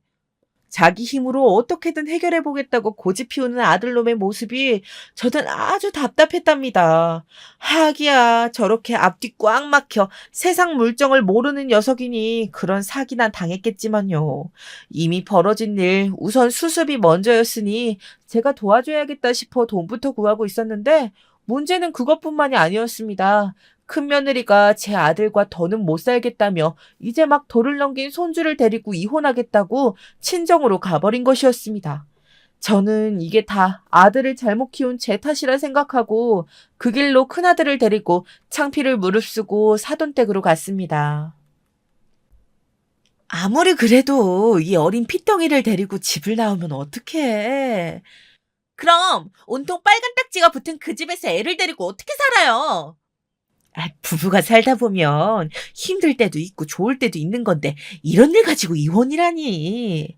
어머니는 돈 때문에 고생 안 해보셔서 그래요. 매일매일 빚쟁이들한테 시달려 보세요. 그런 소리가 나오나. 며느리의 말에 마음이 상하기야 했지만 그 마음을 모르는 것이 아니었으니 제가 참고 넘어갔습니다. 결혼할 때까지만 해도 멀쩡히 다니던 직장을 아내와 상의 한마디 없이 제멋대로 그만두고 뜬금없이 사업을 하겠다고 나선 것도 어이가 없는데 부도라니요. 며느리가 화가 날만 했죠. 하지만 이제 막 걷기 시작한 손주 녀석을 두고 이혼하겠다는 며느리를 어떻게든 막아야만 했습니다. 내가 빚도 다 갚아주고 새 집도 구해줄 테니까 이번만 참고 돌아와라. 이 시어머니가 이렇게 빈다 빌어. 저는 정말 무릎만 안 꿇었지 큰며느리 앞에서 손을 빌다시피 했습니다. 사업까지 망해먹은 아들놈을 졸지에 자식도 뺏긴 이혼남으로 만들 수는 없었으니까요. 그래도 제 말이 통했는지 며느리가 그렇게 하겠다며 다시 돌아왔습니다. 대신 조건이 하나 있어요. 조건? 어머님이 증인이세요. 다시 한번 사업을 하겠다고 나서면 그때는 이유 불문하고 무조건 이혼이라고요. 그렇게 제 큰 아들놈은 다신 사업에 손대지 않겠다는 각서까지 썼습니다. 제가 보는 앞에서 말이죠. 그때까지만 해도 아들놈 잘못 키워서 제가 참 별꼴 다 본다 싶었는데 이게 끝이 아니었습니다. 큰 며느리는 그날 이후 둘이 싸우기만 해도 툭하면 큰아들을 제 집으로 보냈어요. 큰아들은 그냥 부부싸움 좀 해서 쫓겨난 것처럼 말했지만 제가 느끼기에는 그렇지 않았죠. 언제든지 제 아들과 이혼할 수 있다는 무언의 압박처럼 느껴졌어요. 분명 장가를 보냈는데도 제가 아직 아들의 보호자인 것 같았죠. 아들들이 좀 모자라면 며느리들이라도 좀 야물딱지면 좋으련만 둘째는 첫째보다 더했습니다. 직업도 없는 제 둘째 아들놈을 도대체 뭘 보고 결혼을 하겠다고 따라왔나 싶었더니 그 여자애네 집이 좀 사는 집안이더라고요. 아버지가 지방 어디에서 크게 호텔을 하나 가지고 있다면서 착실하게 착한 남자 만나 결혼만 하면 생활비는 부족하지 않게 주겠다고 하셨다네요. 저도 남편도 둘째 아들에게는 별 기대가 없었기에 비슷한 사람들끼리 만나 잘 살면 좋겠다 싶어 결혼을 허락했습니다. 그런데 이게 또 둘째까지 결혼을 시키고 나니 집안이 조용할 날이 없더군요. 동서, 지금 몇 시야? 어머님도 저 연세에 가게 일까지 하고 오셔서 전부 치시는데 꼭 일 다 끝나고 와야겠어? 차가 밀렸다니까요. 그럼 일찍 출발했어야지. 다 바쁜데 전을 꼭 직접 해야 해요? 어머님, 내년부턴 그냥 제가 주문할게요. 예? 저는 결혼하고 내내 시부모님까지 모시고 살면서 음식 장사까지 하는 형편이었으니 명절날 음식을 사서 먹는다는 건 상상도 못 해봤습니다. 둘째 며느리가 들어왔을 때는 그래도 시부모님 돌아가시고 어른이라고는 저희 부부뿐이었으니 사실 음식을 하든 사 먹든 크게 상관은 없었지만 그래도 제사까진 아니어도 돌아가신 분들을 위해 간단하게 추도식이라도 올리는 자리였으니 전만이라도 좀 붙이자 싶어서 명절 전날만큼은 가게 문을 일찍 닫고 들어와 큰며느리와 함께 전을 부쳤습니다. 그리고 막걸리도 한 잔씩 하고요. 그런데 둘째 며느리네 친정은 명절날 음식 같은 건 하는 것도 본 적도 없었고 항상 명절이면 가족들끼리 해외여행을 갔답니다. 내일도 여행 간다고 아침에 쏙 가버릴 거면서 이 시간에 오는 건 진짜 양심 없는 거지. 안 그래요, 어머님? 형님은 말을 꼭 그렇게 하시더라. 여자는 결혼하면 항상 시댁에만 맞춰야 해요? 집마다 다 문화가 있는 거지. 그래, 그래. 이 시어머니가 옛날 사람이라 너 힘든 걸 생각을 못 했네. 아우, 괜히 우리 큰 며느리만 너무 고생시켰어. 우리도 내년부터는 여행을 가든지 맛있는 거 사다 먹자. 거기다가 둘째 며느리는 꼭 용돈을 줘도 꼭 큰 며느리 앞에서 주더라고요. 제가 항상 됐다고 해도 꼭 그러니 제가 아주 중간에서 난처할 때가 많았습니다. 그럴 때마다 괜히 큰 며느리 눈치가 보였죠. 그리고 명절날 집에서 자고 갈 때마다 가끔 제가 지나가다 들르면 큰 며느리도 속상한지 남편에게 하소연하는 소리가 간간히 들리기도 했고요. 동서 진짜 재수없어. 친정에 돈 좀 있다고 아주 제멋대로야. 거기다 더 싫은 건 어머님도 동서한테 뭐라고 안 하신다니까? 저도 예전에 학교 다닐 때에는 발차기를 붕붕 차며 날아다니고 시장에서 일할 때는 억센 아주머니들에게도 지지 않고 고기를 팔던 제 성질이 이제는 다 어디로 갔나 모르겠습니다. 예전 성질 같으면 어디 뒤에서 시어머니 흉을 보냐며 벌써 소리라도 한번 질렀을 텐데 말이죠. 아들놈이라고 하나같이 다 별 볼 일 없으니 저는 알아서 며느리 눈치를 보았습니다. 막내 아들은 좀 어떠냐고요? 글쎄요, 제가 보기엔 그놈도 달라 보이지 않았습니다. 대학 때부터 만나던 여자친구와 10년을 넘게 연애하면서도 결혼 얘기가 없더니만 어느 날 갑자기 결혼을 하겠다고 데려오긴 했더라고요. 그래도 만난 세월이 있으니 막내 아들 내외만이라도 사이좋게 잘 살길 바라는 마음으로 결혼을 허락했습니다. 그리고 무엇보다 아직 둘 다 자리를 못 잡은 상태라 이제라도 제 가게에 와서 일을 좀 배워보고 싶다고 하더라고요. 저에게는 모처럼 희소식이었죠. 안 그래도 남편이 작년부터 당뇨가 심해져 몸이 많이 안 좋았어요. 가게에도 나오기 힘들 정도로요.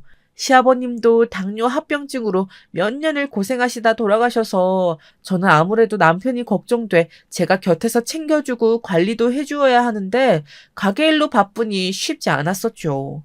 그런데 막내 내외처럼 젊은 아이들이 일을 배워 가게를 맡아주겠다고 한다면 제가 마다할 이유가 없었습니다. 다행히 셋째 내외는 친구처럼 티격태격하면서도 별 문제 없이 가게 일을 하고 있는 것처럼 보였습니다. 그런데 알고 보니 실상은 그렇지 않더라고요. 저와 함께 오래 일했던 직원들 말로는 제가 남편 일로 자리를 비우면 모든 면에서 확연히 차이가 났답니다. 그리고 주말 저녁이면 친구들까지 가게로 불러들여 일은 뒷전이고 아예 테이블에 눌러 앉아 술을 마시는 일도 잦았다고요. 기대가 크면 실망이 크다더니 딱 그 꼴이었습니다. 다른 아들들보다야 그래도 막내 아들이 좀 더 싹싹하고 일머리가 있는 것 같아 조금 더 기대를 걸고 있었는데 역시 그놈이 그놈이었나 봅니다. 일 배운 지 얼마나 됐다고 벌써 꾀를 피운다니요. 제가 모든 걸 너무 쉽게 내어준 탓일까요? 요즘 애들은 정말 근성도 부족하고 열정도 없고 답이 없었습니다. 어느 놈 하나 믿을 만한 놈도 없는데 저는 어느새 나이만 먹었습니다. 그리고 유일한 제 편이었던 남편마저 70을 넘기지 못하고 저만 두고 떠나버렸죠. 당시에 90을 넘기신 아버지도 요양원에 계셨는데 애석하게도 제 남편이 먼저 떠나버리고 말았어요. 저는 이 헛헛한 마음을 도저히 말로 표현할 수가 없었습니다. 그제서야 어머니가 돌아가셨을 때 아버지가 왜 자식들도 내팽개치고 식음을 전폐한 지 몸져 누워 계셨는지 그 마음을 이해할 수 있었습니다.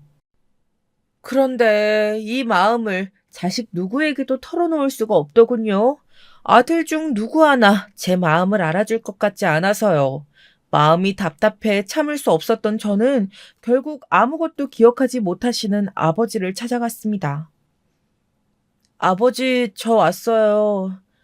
그래도 남편이 죽기 전에 함께 찾아왔을 때는 아버지도 반가워하시며 활짝 웃으시기도 했는데 이제는 저를 보고도 휠체어에 멍하니 앉아만 계시더군요.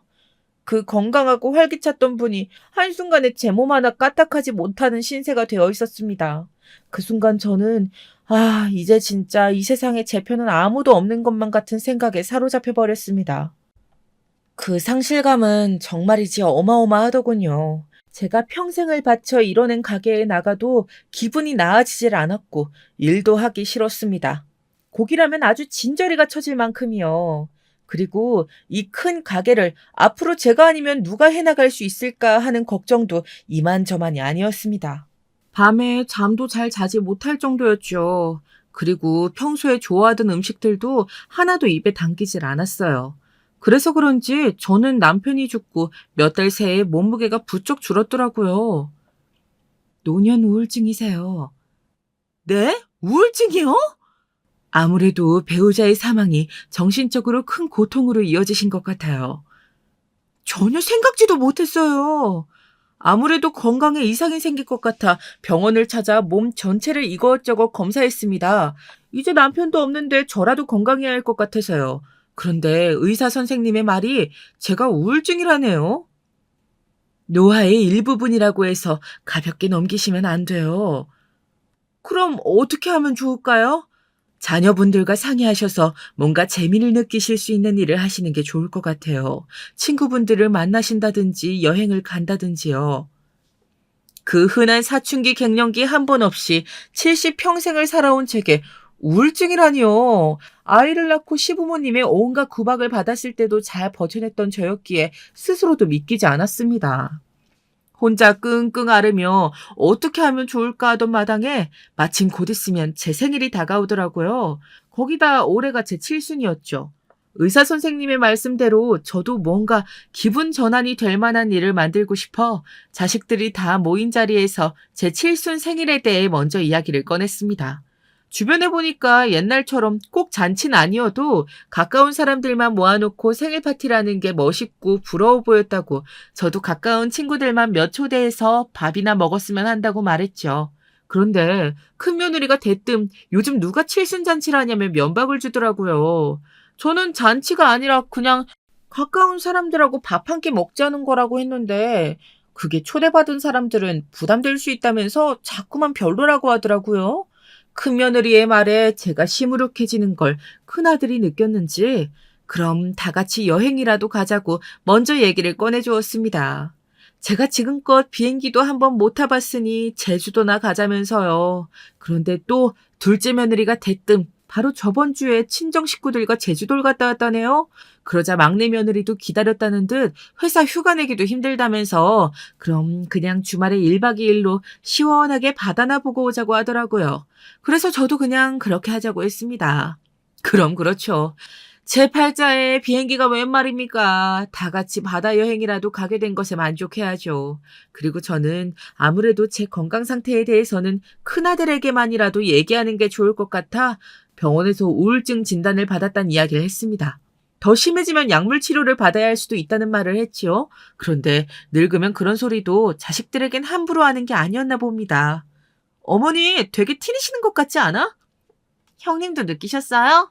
아, 무슨 노년 우울증이 몸이 아픈 것도 아닌데 저렇게 아픈 신용을 하신대요? 그러니까요. 괜히 아들한테까지 얘기는 하셔가지고. 요즘 저희 신랑이 자꾸 어머니한테 좀 잘하라고 잔소리까지 한다니까요. 며느리가 딸도 아닌데 우리가 뭘 더 어떻게 해. 아들들이 잘해야지. 며느리들끼리 작은 방에 모여 뭘 그렇게 쑥덕거리는가 싶어 저는 슬쩍 화장실을 가면서 문 앞을 서성거렸는데 저런 소리들을 하고 있더라고요. 평소에는 자기들끼리 못 잡아먹어 안달이더니만 아주 시어머니 흉을 볼 때는 저런 우애 좋은 동서지간이 없었어요. 본인들도 다 저와 같은 여자이고 나중에 겪을 수도 있는 일인데 어쩜 저렇게밖에 말을 하지 못할까 싶더군요. 저는 자식들에게 상처받은 게 어디 하루 이틀인가 싶어 별로 놀랍지도 않았습니다. 그래도 시어머니 칠순이라고 같이 여행이라도 가주는 게 어딥니까? 명색이 제 생일을 축하하기 위해 가는 여행이니만큼 누구의 눈치도 보지 말고 오로지 나 스스로만 생각하며 즐기다 와야겠다 싶었습니다. 저는 워낙 오랜만에 가는 여행이다 보니 출발하기도 전부터 신이 나 옷도 사고 좋은 운동화도 샀습니다. 기껏 자식들이 큰 마음 먹고 데리고 갔는데 힘들다면서 걷기 싫다고 징징대면 젊은 애들이 좋아할 리 없으니까요. 그런데 막상 여행을 가니 날씨도 너무 좋고 바닷바람도 참 좋더라고요. 몇 년 만에 바닷가에 온 건지 기억도 가물가물했습니다. 그런데 아주 예전에 왔을 땐 못 봤던 게 바다 위로 대롱대롱 돌아다니더군요. 저는 뭔가 싶어 아들에게 물었는데 해상 케이블카라고 하대요. 큰아들도 재밌어 보였는지 타러 가자고 하길래 저도 좋다고 가자고 했어요. 그런데 항상 남편 말이라면 무조건 잔소리부터 하고 보는 큰 며느리가 가만히 있을 리 없었습니다. 바로 사람도 너무 많고 줄도 많이 서야 한다면서 제가 힘들어서 안 된다고 말리더군요. 그런데 저는 타고 싶었습니다. 그래서 저는 오래 기다려도 괜찮으니 타러 가자고 했지요. 아이고, 우리 어머님, 또 장남이 타고 싶다니까. 괜히 그러시네. 그거 엄청 높아서 현기증 나요. 나 이래봬도 옛날에 태권도 했던 사람이야. 아유, 어머님, 또 옛날 얘기. 어머니, 우리 그냥 저기 시장 가요. 거기 맛있는 거 엄청 많아요. 내가 평생을 시장에서 일을 했는데 시장을 못하러 구경해. 나 케이블카 탄다니까. 아들 때문이 아니었습니다. 저는 정말 높은 곳에 올라가 아래를 쭉 내려다보고 싶었습니다. 제가 언제 케이블카 같은 걸 타보겠어요. 제가 아무리 늙었어도 그 정도는 아닙니다. 바로 얼마 전까지 하루 종일 손님들 고기도 굽고 카운터에 서서 계산도 받던 사람인데 역시나 자식들이라고 많아봐야 아무짝에도 쓸모가 없더군요. 평소에는 제가 혼자서 다 잘한다고 신경도 안 쓰더니만 막상 놀러오니 또 늙은이 취급을 하더군요. 어차피 자식들한테 대접도 못 받는 신세인데 이제는 다 될 대로 되라 싶었습니다. 그래도 태어나 처음 타본 케이블카는 생각보다 훨씬 더 좋았습니다. 고집 피우길 잘했다 싶을 정도로요. 70평생 살면서 왜 진작 이런 것도 한번 안 타봤을까 후회가 되더군요. 너희 아버지도 타보셨으면 얼마나 좋아하셨을까? 아이고, 우리 어머니 또 아버지 보고 싶으시구나. 암튼 금술도 좋아. 부부 금술이 너무 좋으면 한 분 돌아가시고 금방 따라가는 분들도 있다면서요? 뭐야? 그 말은 나더러 네 시아버지 따라가라는 말이냐? 어머님은 설마 제가 그런 뜻으로 말했겠어요. 그냥 어디서 들은 말이 갑자기 생각나서 말한 건데 우리 어머니 오늘 되게 예민하시다. 우리 엄마 배고파서 그래. 빨리 저녁 먹고 숙소로 들어가자. 둘째 아들 말대로 제가 배가 고파서 예민했던 걸까요? 아들들과 며느리들까지 다 함께 여행을 한 것은 처음이라 저는 뭐든지 다 신기하고 재미있었는데 왜 자꾸만 며느리들 말이 배에 꼬여서 들리는 걸까요? 이것도 다 우울증 초기 증상일 뿐인 걸까요? 제가 피곤해 보였는지 아들들이 곁으로 다가와 제게 뭐가 먹고 싶냐고들 묻더군요. 그래서 그냥 가게 아줌마들이 강원도는 홍게라고 꼭 먹어보라고 했다고 그 말 한마디만 했습니다. 제가 어디 여행을 다녀봤어야 뭐가 맛있는 줄 알 텐데 아는 것도 없으니 그냥 들은 대로 말한 것뿐이었죠. 그랬더니 아들들이 곧바로 휴대폰을 꺼내 주변의 홍게 맛집을 찾아본다며 성하더라고요. 그런데 제가 배가 고파 예민했던 게 맞나 봅니다.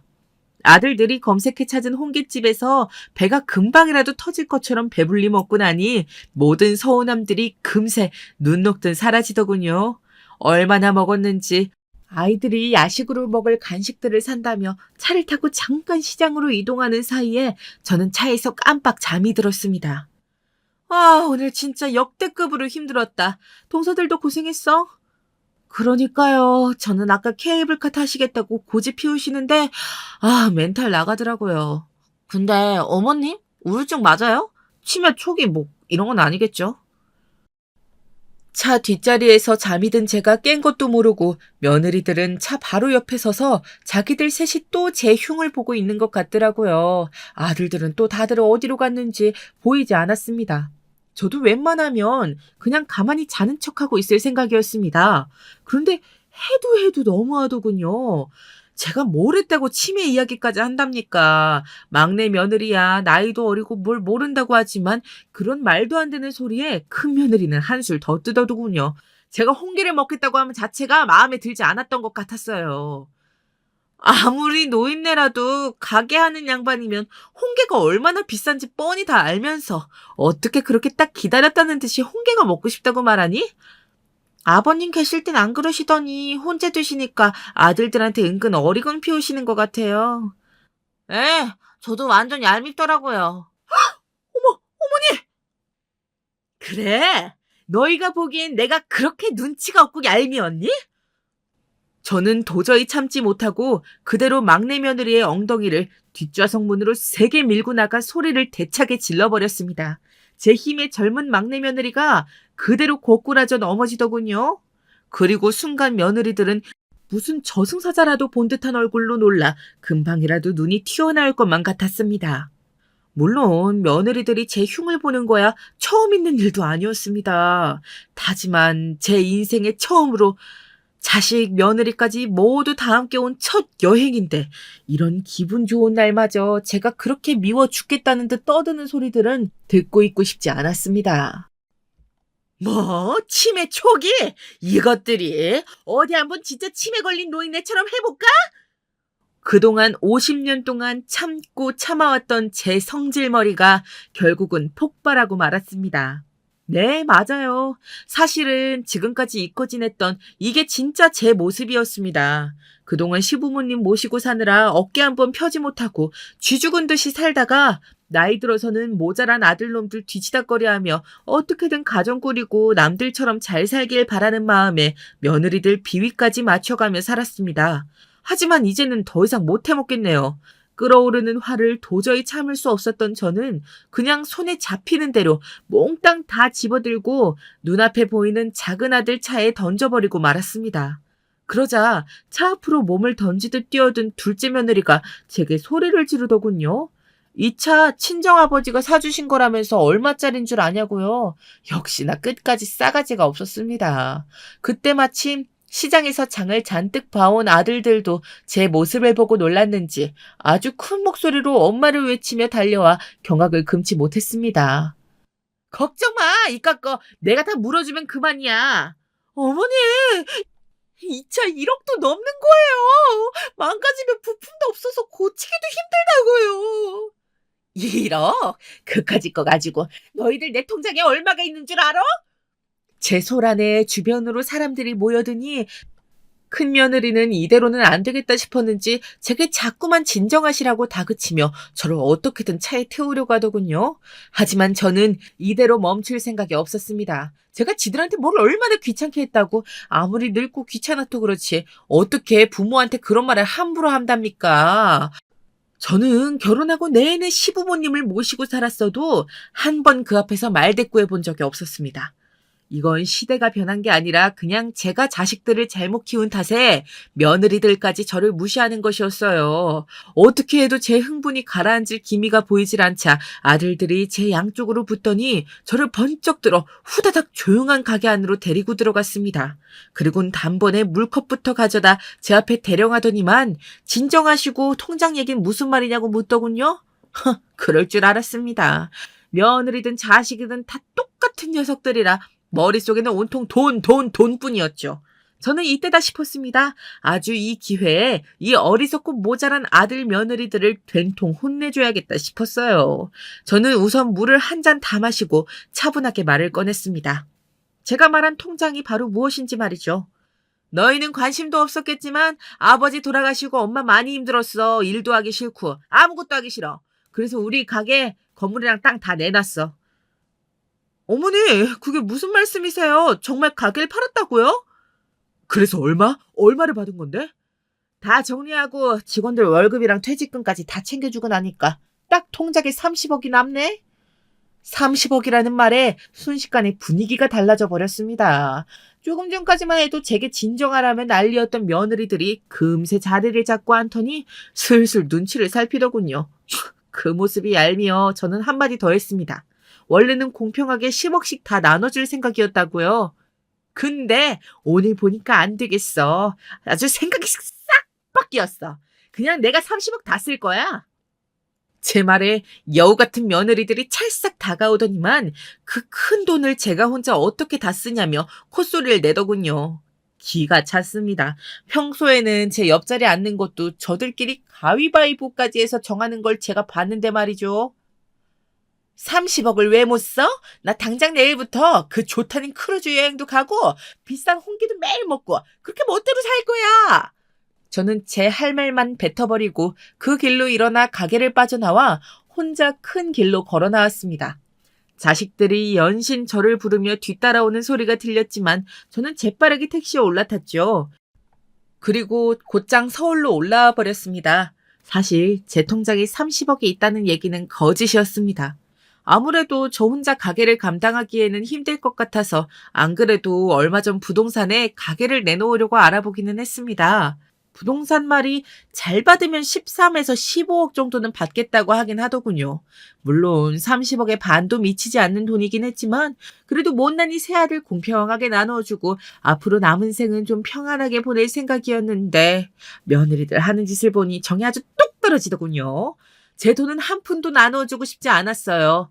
저렇게 다들 잘났는데 저같이 눈치 없고 아들들에게 어리광이나 부리는 시어머니의 도움 따위 필요할 리 없었죠. 저도 어차피 자식들 도움받을 생각은 추후도 없었으니 앞으로 그냥 남처럼 살렵니다. 물론 저희 30억 발언 이후 아들 며느리 할 것 없이 뭐라도 좀 떨어질까 싶은지 돌아가면 매일같이 제 집에 드나들긴 하더군요. 어머니, 그래도 제가 제일 큰 며느리인데 앞으로 어머니 누가 모시겠어요? 제가 어머니 얼마나 좋아하는지 아시죠? 형님? 형님이 어머니를 좋아해요? 와, 설마 돈 30억 때문에 그렇게까지 하시는 거예요? 동서가 나랑 어머니 사이에 대해 뭘 안다고 그래? 형님이 매일 저희한테 어머님 험담한 건 잘 알죠. 어머니, 형님 믿으시면 안 돼요. 툭하면 아주버님이랑 이혼할 거라는 말을 입에 달고 사신다니까요. 이런, 니년들 내 집에서 썩 나가! 바로 얼마 전까지 며느리 셋이 쿵짝이 맞아 제 험담을 할 때는 언제고 결국은 또 돈 때문에 쌈박질을 하더군요. 저는 자식이라면 다 꼴보기 싫었습니다. 그래서 그 자리에서 상을 뒤집어버리고 다들 쫓아내버렸죠. 성질대로 하고 나니 속은 시원했는데 노년 우울증인지 뭔지는 날이 가도 나아질 기미가 안 보이더군요.